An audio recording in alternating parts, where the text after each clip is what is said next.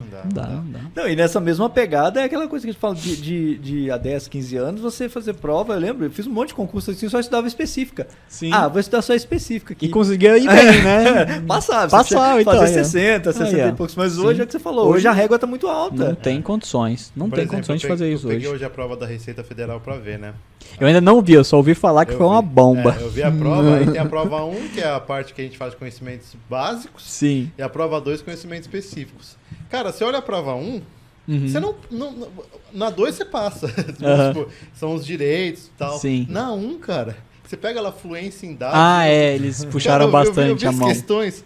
Só aqueles códigos lá que eles É. fazem de programação. É Eles- impossível fazer aquilo Eles ali. pesaram bastante a mão Pegaram bem raciocínio nessa lógico, matéria. estatística e economia, você vê, nossa... Você fica perdidão, né? É, a prova 1 que o Rogério falou, a As parte básicas, um né? nem É, estuda, sim. Daí deixa pra depois. O pessoal larga a mão, não dá. Hoje não dá. Se você pegar a prova, por exemplo, da Polícia Federal também, vai ver o nível de TI e estatística. Sim, eles estão pegando...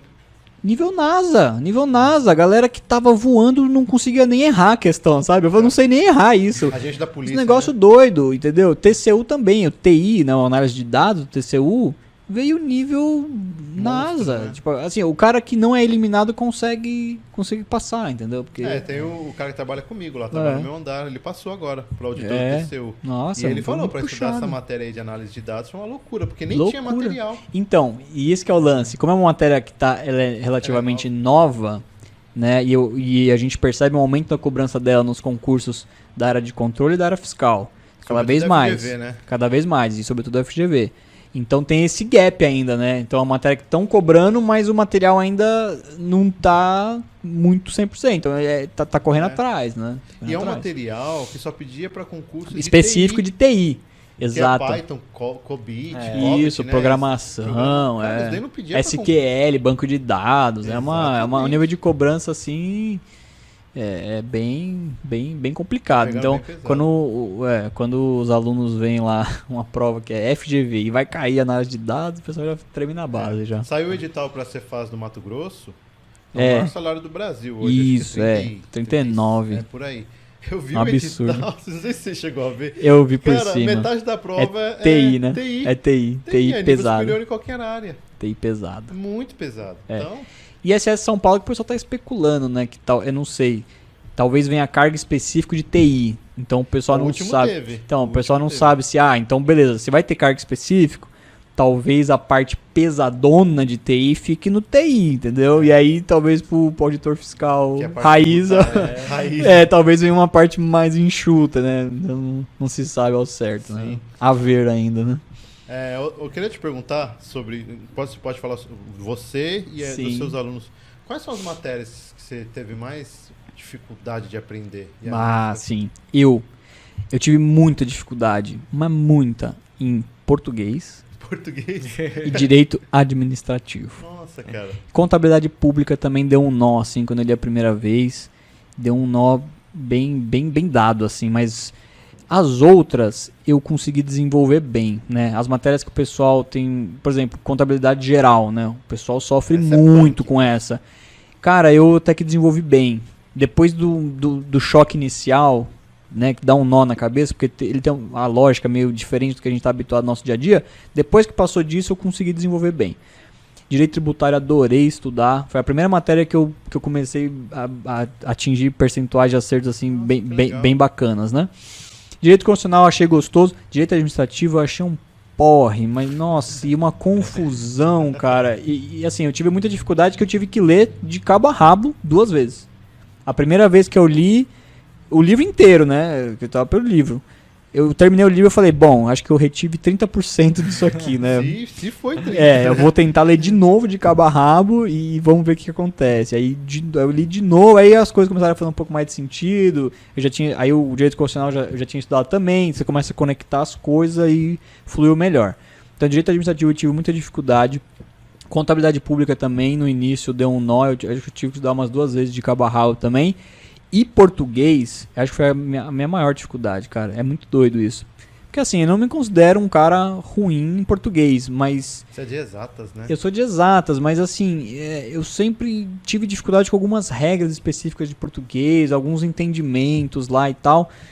eu nunca consegui entender direito, sabe? E aí eu estudei 2 vezes também, de cabo a rabo. Cheguei a usar um pouco de videoaula, mas eu vi que não tava dando muito certo. Aí eu parti pro abate, assim, por assim dizer. Eu pensei, eu vou ter uma abordagem completamente prática nisso. Vou fazer questão todo dia de português. Todo dia. Todo santo dia.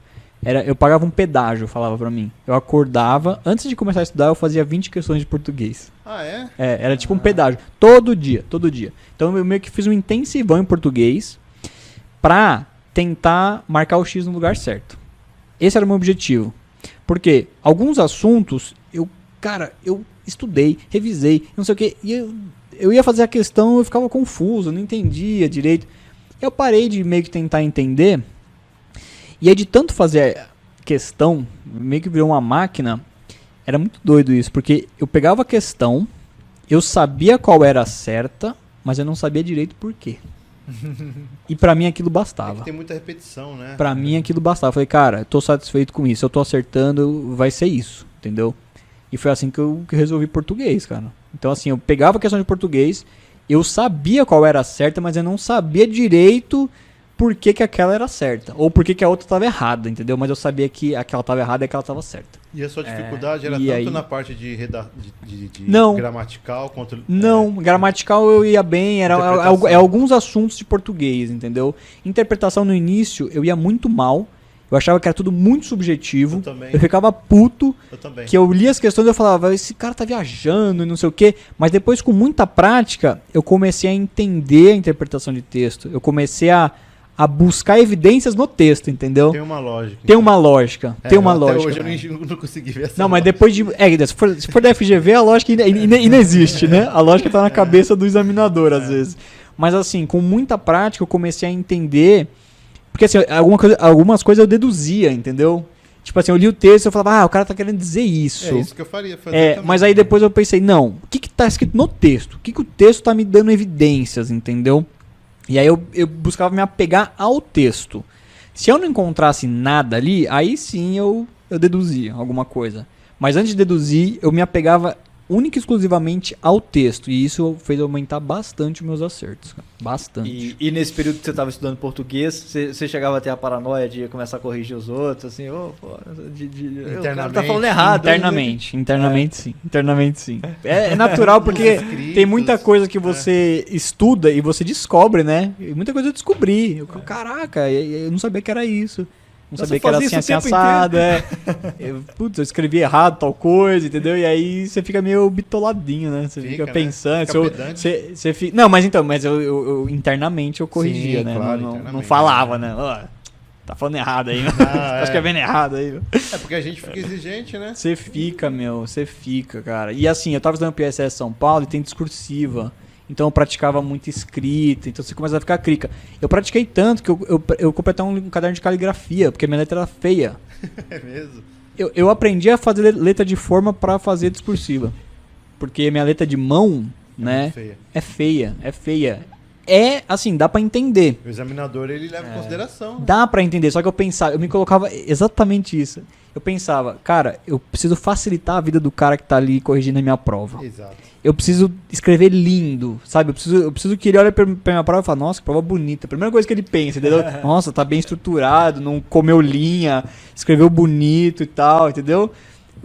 Eu pensava nesses mínimos detalhes, entendeu? O cara às vezes corrige umas 1000 provas. Corrige 1000 provas, tá de saco cheio. Ele não vai querer fazer força pra entender o que você escreveu. Então eu meio que aprendi a fazer letra de forma bonitinha, que é mais bonita do que a letra, né, de mão e tal, pra fazer uma boa discursiva, né? E é engraçado que pra discursiva eu já ouvi esse assunto, não sei se você já ouviu de até a caneta, ponta grossa, ponta fina, fazer diferença na escrita ali. Sim. Que eles falam que tem essa questão da prova ser digitalizada, quando você escreve com a caneta de ponta fina fica mais fácil, fica mais legível. Ponta grossa, quando ela é digitalizada, fica mais grossa ainda, cara. Fica. Eu já ouvi falar isso também. Eu já ouvi falar. Eu já ouvi falar, mas eu não sei se procede, mas a gente já ouviu falar. Né? Mas uma coisa que é interessante saber, por exemplo, quem corrige prova discursiva é professor de português, não é professor da área, entendeu? Então quando a gente orienta os alunos, a gente fala o seguinte, por exemplo, você vai fazer uma prova de direito tributário, né? Uma prova discursiva, show. Quem vai corrigir essa prova é um professor de português. Ele tá com um espelho de resposta aqui do lado e ele vai corrigir sua prova. Então você tem que ter em mente quais são as palavras-chave que você precisa colocar no seu texto ou que o examinador quer que você coloque no seu texto, entendeu? Porque o que o cara vai fazer? Ele vai olhar pro espelho lá de correção e vai procurar na sua prova, entendeu? Ah, tem que falar aqui base de cálculo. Pô, o cara não escreveu em nenhum lugar. Por mais que você tenha desenvolvido o conceito do negócio, você pode perder ponto por isso, entendeu? Olha. Então esse é um negócio interessante de você pensar com a cabeça do examinador. O que ele quer que eu escreva? Né? É lógico, você precisa ter o conhecimento pra isso. Né? O que ele quer? Não tem nem ideia. Daí vai dar ruim.